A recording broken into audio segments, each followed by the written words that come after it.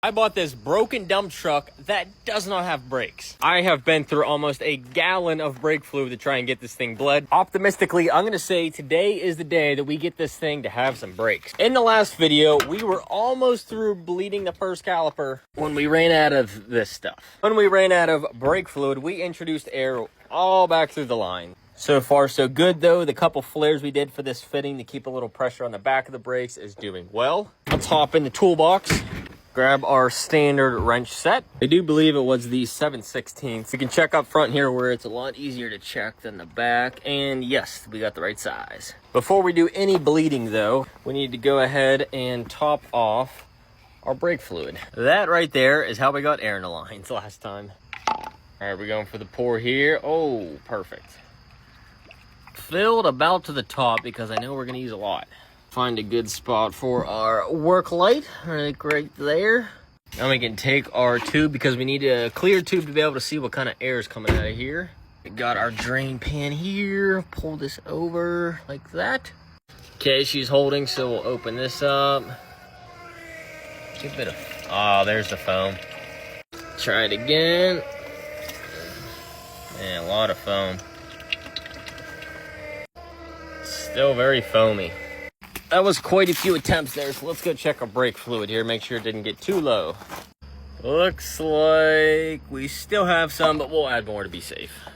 Just thinking, with the amount of foam we have back there, I wonder if that brake motor is causing us problems. I wonder if we can tell what the fuse is for that and pull it so it doesn't keep doing it. I don't see a fuse for that, so let's head out here and see what it's like to get onto the power wire. Actually, we'll do one better. Let's see if we can pull the relay out. Okay, go ahead and hit the brakes. All right, nothing. Perfect. I have a feeling that was what was making this so difficult. There we go. Now we've done a few times here. Let's see what we got. Pretty good stream. Couple air bubbles coming in. You can see them coming through right there. One last time. Let's see if we get any air bubbles. And I don't see anything in there. I think I'm happy with it. And now we'll do back, rear, the other side. See what we get here. Ooh, that's not pretty brake fluid. Glad we're getting that out of there.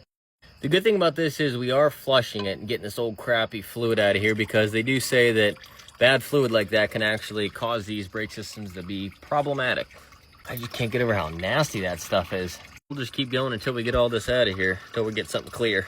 I think this will be our last time here. Whoop. Let's see how this looks. Okay, much better. You can tell the difference of fluid there. It was like brown before. Glad we at least flushed the lines.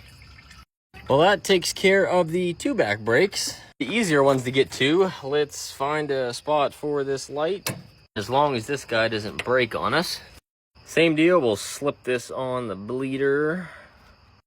See what we got up here. We'll move this over a little bit.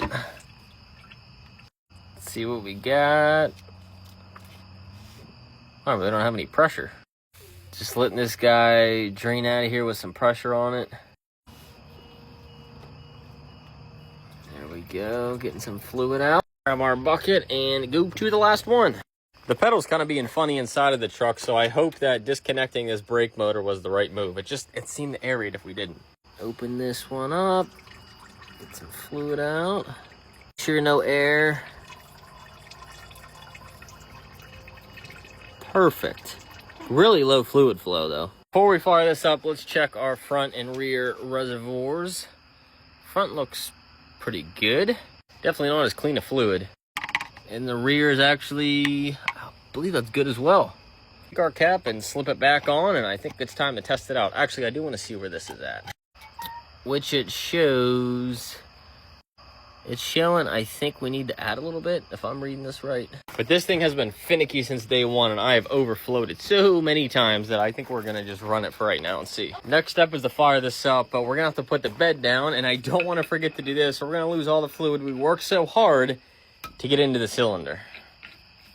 I think we'll be done with this whole contraption, but just in case, we're gonna leave it together in case we gotta fill this reservoir up again. I forgot though, let's go ahead and put our piece back in here for the relay. I will say it sounds a lot better, feels a lot better with that brake motor running.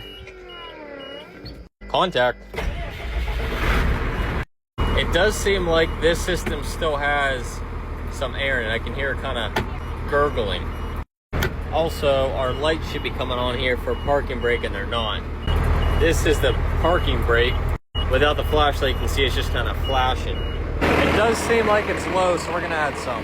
Yeah, you can just barely see it on the tip of that dipstick, so it's pretty low.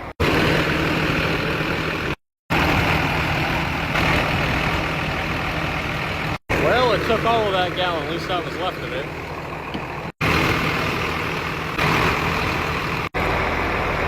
Geez, we're still not on there. I just cycled it a bunch. Let's go back and bleed this and see what we got. Open her up. Should have good pressure. That looks nice and clear to me. I like that. Take this off. Move it to this side, the passenger side. Now a lot of fluid comes out of there, so let's make sure this didn't go dry. Oh gosh, what a mess. You see what I mean? It's every time I mess with this system, it just goes everywhere. I don't know.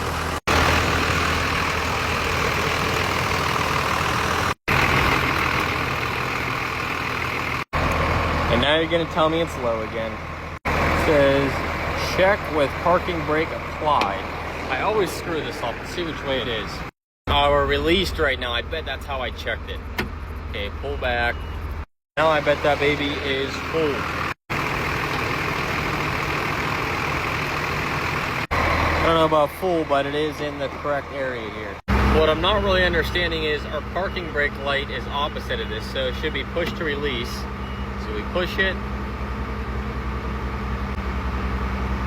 and our parking brake light comes on. Pull to apply it, and our light goes out. Which makes me question something about that parking brake sensor. It's kind of weird. Now this shouldn't matter, but for the heck of it, let's switch these two terminals. One, that guy down there. Swap this guy. Doubt that changed anything, but let's see. Push to release. That still shows the light, so I don't really understand that part of it. At least the buzzer beeps when it's on and buzzer shuts off when it's off. Back to the back to bleed this on the other side. Hopefully no air here. Position our bucket a little better. That looks really good. Whoop, we missed our bucket. I'm really happy with that.